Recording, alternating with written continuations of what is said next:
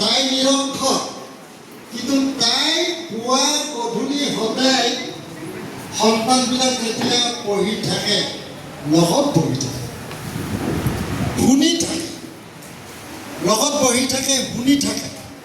কিছুমান বস্তু তাই মুখস্থ কৰি ৰাখে। মই যেতিয়া 10 দিন 15 দিন বা এমাহৰ মূৰত ঘৰলৈ আহোঁ, মোক কয়গৈ যে সেইদিনাখন মই এনেকৈ লগত বহিছিলোঁ, আমুকাই এনেকৈ পঢ়িছিল, মুখস্থ কৰি মোক কৈ দিছিল। তাইৰ পৰা যিখিনি পাইছিলোঁ সেইখিনি মই মোৰ সন্তানবিলাকৰ লগত আলোচনা কৰিছোঁ। অক্ষৰে হওক নিৰক্ষৰে হওক, অভিভাৱকৰ দায়িত্বটো হ'ল বাহিৰত ল'ৰা ছোৱালী পঢ়িব দিছে, ঘৰলৈ আহিলে ঘৰতে ৰিমেডিয়েল যিখিনি আপোনাৰ সন্তানে কৰিব লাগে, তাতে আপুনি অতি কম 10 মিনিট 15 মিনিট লগত থাকি তেওঁ ৰিমেডিয়েল যিটো ষ্টাডিটোত আপুনি অংশীদাৰী হ'ব লাগে। অভিভাৱক হিচাপে এই দায়িত্বটো, সেই কৰ্তব্যটো আপুনি পালন কৰিব লাগিব। নেক্সটটো হ'ল আপোনাৰ সমাজ, আমাৰ সমাজ। মই মোৰ মৰমৰ বন্ধু বান্ধৱীসকলক কৈছোঁ, আমাৰ সমাজখন কোনটো ষ্টেজত আছে, ক'ত অৱস্থান কৰি আছে, আমাৰ সমাজটো ক'ত অৱস্থান কৰি আছে, কোনখন সমাজৰ পৰা আমি শিক্ষা আহৰণ কৰিব ওলাই গৈ আছোঁ, এইটো সদায় মনত ৰাখিব লাগে। এতিয়াও অসমত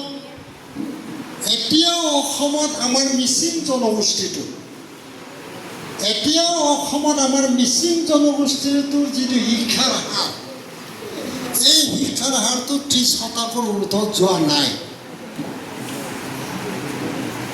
অসমৰ ইতিহাসত এতিয়াও বৰ্তমানলৈকে মিচিং জনগোষ্ঠীটোৰ শিক্ষাৰ হাৰ 30% ঊৰ্ধত যোৱা নাই।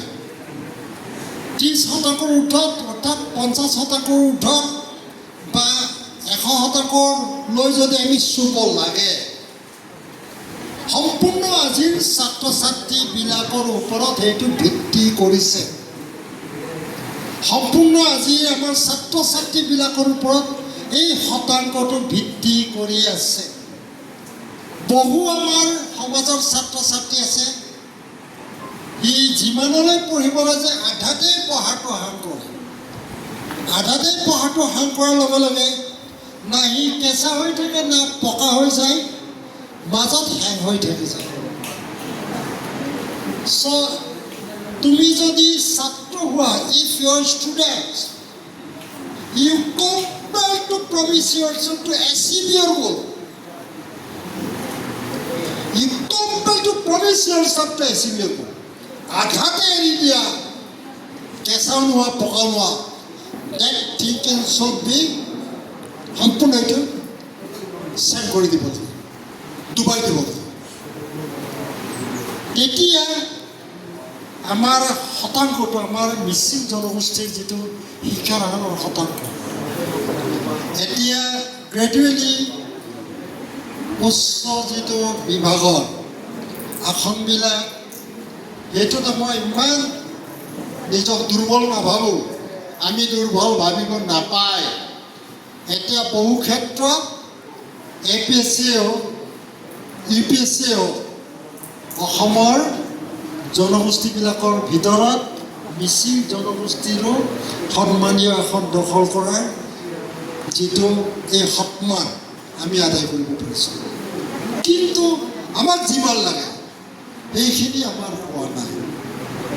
গতিকে মই কৈছোঁ যে আমি যিটো অৱস্থানৰ পৰা ওলাই আহিছোঁ, ছাত্ৰ ছাত্ৰী হিচাপে যিটো অৱস্থানৰ পৰা ওলাই আহিছোঁ, যিখন সমাজৰ পৰা ওলাই আহিছোঁ, always look back to your nation.